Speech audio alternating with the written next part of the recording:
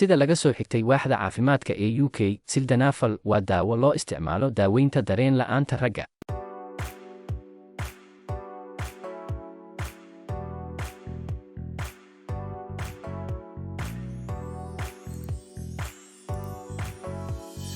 Ku soo dhawaada warbixinteena maanta.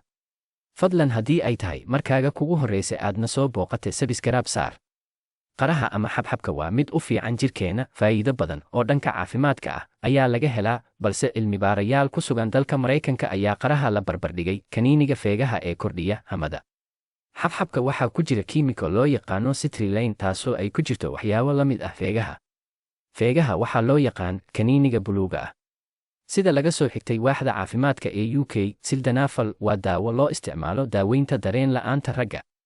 Feegaha oo sidoo kale loo yaqaano sildenafil ayaa waxaa markii hore loogu talagalay wadnaha sababtoo ah shaqadeeda ugu muhiimsan waa hagaajinta qulqulka dhiigga iyadoo ballaarinaysa xiidmaha dhiigga oo ay ka mid yihiin halbowlayaasha. Feegaha wuxuu saameeyaa xididada dhiigga ee jirka isla xaddiga kiimikada dabiiciga ah ee citrulline ee laga helo qaraha si la mid ah wuxuu saameeyaa xididada dhiigga ee jirka. Maadada citrulline ee ku jirta qaraha waxay dejisaa xididada dhiigga ee jirka si wareegga dhiigga ee jirka u fiicnaado. Waxaa cilmi-baaristan samaysay xarunta horumarinta khudradda Texas ee dalka Mareykanka. Dr. Bimi Battle oo hogaaminayay cilmi-baaristan lagu sameeyey qaraha ayaa sheegay, waxaan la soconnaa in qaraha uu u fiican yahay jirka, weli daraasad ayaa lagu samaynayaa waxtarkiisa, waxyaabo badan oo wanaagsan ayaa ka soo ifbaxaya isticmaalka xabxabka. Wuxuu intaa ku daray, qaraha keliya ma saameeyo jirka sida kaniiniga feegaha balse qaraha wuxuu dabciyaa xididada dhiigga, ma lahan wax dhibaato ah. Waxaa jira faa'iidooyin kale oo laga helo qaraha. Qaraha wuxuu sare u qaadaa biyaha uu baahan yahay jirka. Aad bay muhiim u tahay in jirka bini'aadamka uu helo biyo ku filan oo dheelitiran. Sababtoo ah xitaa fuuqbaxa yar wuxuu ku horseedi karaa daal, madax xanuun, murqo xanuun iyo cadaadis dhiigga oo sarreeya.